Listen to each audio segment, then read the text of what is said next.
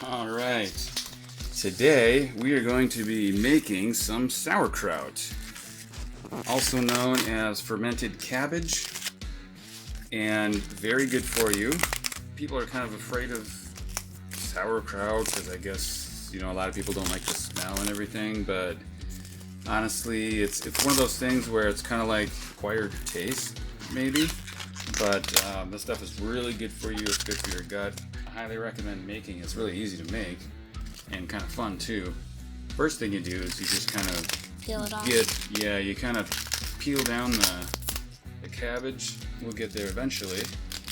Today, I'm going to use purple cabbage just because that's what my wife brought home from the grocery store. You can use green. Doesn't really matter. The color doesn't matter. So I did just rinse this off a little bit and washed my hands. You want to wash your hands. You want to make sure your hands are good and very good clean. and clean. Yeah. The one thing when you're making sauerkraut is you want to have everything as clean as possible. And I'm gonna chop the bottom off there. Throw that, and then the easiest way to do this, I think, I like to just cut them in fours. Cool. Yeah, pretty cool, huh? It looks like a tree. That is actually pretty cool. You could get some paint and go like, and put it on a piece of paper and go like. I so want to do that, but I can't really. Oh, it's soft. Alright, and then from there, you can just kind of cut it down and Wow. cut off this little piece. Now, if you're kind of creative, you can think of stuff to do with those. Dice them, or you can cook them still. You can still use them; they're edible. I tried a tiny piece. So you can definitely use a food processor for this. It's so much work for me to get the food processor out that I just don't usually end up doing that. But here's kind of what I end up doing. So I just dice these as nice.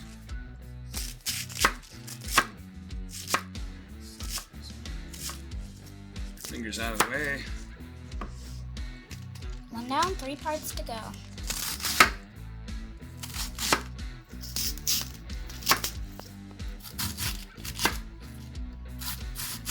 It looks like a brain all wrinkled up. Okay, so like if you do this in a food processor, you'll have much more of a fine kind of chop. And I'm going to chop this more fine anyways, but I just want to get it all chopped up first. Now what you do is you start doing The messy stuff. cross chop. That looks messy. Kind of a big one, so. Alright. How's it tasting? Good. Okay. I was not expecting that, but okay. Loading them into a bowl here so I got more room on my cutting board. Doesn't have to be like super fine, it can be a little bit chunky. It can be as chunky or as fine as you want it. I personally don't like it that chunky or that fine. You like a nice medium, Yeah. like middle ground kind of thing? Yeah, not too hot, not too cold, kind of mama bear.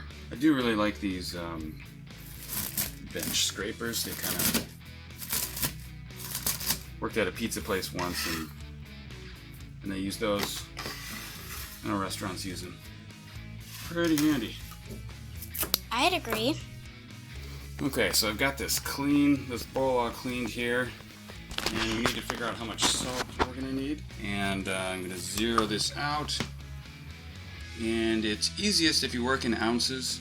You really want to have ounces or grams actually is fine.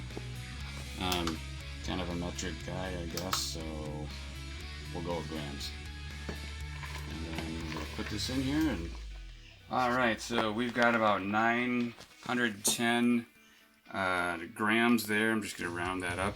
We want about 2.5% salt as this ferments, so it keeps the good bacteria growing and kills the bad bacteria. So what we're going to do is we're going to say, okay Google, what is 2.5% of 910? 22.75. Yep, so Google says it's 22.75. So that means we want 22.75 grams of salt. So let's zero that out. We are gonna put some salt in here and measure that. We're gonna use some pink Himalayan salt because I guess because that goes good with our purple cabbage. Yep. And pink and purple always go good together. Doesn't really need to be like super exact, but that's pretty close. So what we're gonna do now, bring this over here, and here's kind of the fun part. Looks like herbs and spices. Though that is a lot of salt. Here's the part where you get your hands a little dirty, and where you want to have clean hands. You need to smush this in. Grind it up. Grind it up. Crush it down. Get that salt worked in there. You can use like a potato masher or something like that. But honestly, just getting your hands in there is really the best thing. The best way to get it to work. Do you think your hands will turn purple? Probably. Uh-oh. Yeah, you might want to wear an apron, maybe, or just, not something white that you're overly concerned about if you're doing purple cabbage. Maybe a purple clothes would be a good idea. Purple clothes with purple cabbage. Potato masher works okay, but it kind of like causes it to kind of... At least your hands don't turn purple from it, though. Yeah, it don't work that great. That's why I don't use it. You can see it starts breaking down, and then you let it sit for a while, about 10-15 minutes, and the salt will draw the water out of the cabbage. So this has been sitting there for quite a while now, and longer than 15 minutes. I'm gonna put a tablespoon of caraway seed. That's kind of the traditional flavoring that you put in there. And also going to, because I need to spice things up a little bit, I'm going to put some... this is something that's what is this? This is cumin. This is whole cumin seed. And whole cumin seed is pretty pungent, so I'm only going to do about a teaspoon of that. You can put any kind of seasonings you want, really. I mean, just anything that's good. The basics. Yeah. So I'm going to do this again. Ooh, that still is wet. Yeah, much more wet, isn't it? You can add other things in here. You can add onion, garlic. I've done carrots a lot too. Oh yeah, fermented carrots. You do just like shredded carrots. I love whole fermented carrots, really good. And I guess I'm just going to use my hands here. No real good way to use it.